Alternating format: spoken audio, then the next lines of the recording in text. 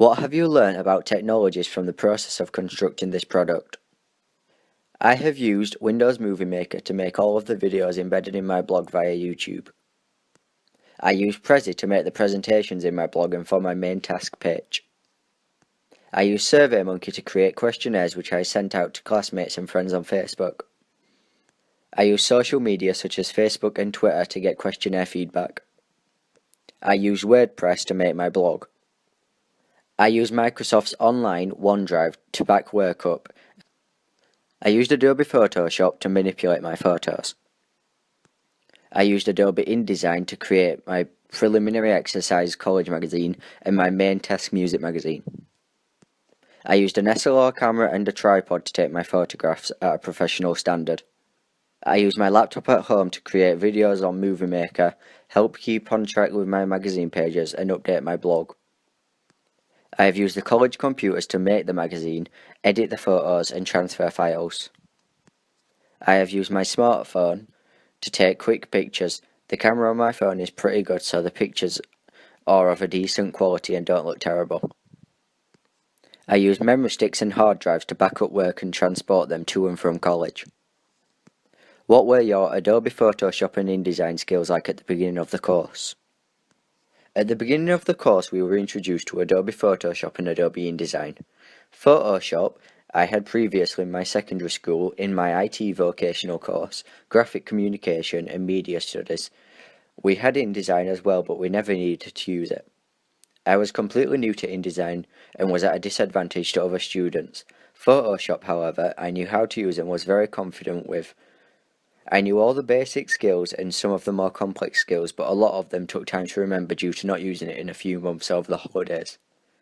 How far had your Adobe Photoshop and InDesign skills progressed by the time you had completed your preliminary exercise? Luckily, I picked up on how to use InDesign quickly and didn't get set back too much.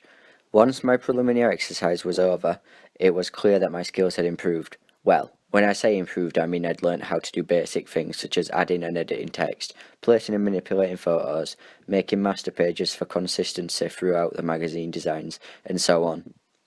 My Photoshop skills hadn't improved at all whilst making the preliminary exercise magazine because I hadn't needed to use it.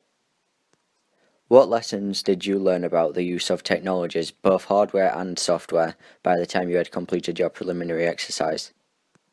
By the time I had completed my preliminary exercise, I had learnt how to use an SLR camera, as I had no experience with them before. I had learnt some keyboard shortcuts to make life easier as well. How far had your Adobe Photoshop and InDesign skills progressed by the time you had completed your main task? By the time I had completed my main task, my Photoshop skills had improved a little. I learnt how to do some more complex tasks and what sorts of files to save photos as once edited. My InDesign skills got a lot better too. Compared to my preliminary exercise, I think it's clear that I have improved a lot. What lessons did you learn about the use of technologies, both hardware and software, by the time you had completed your main task?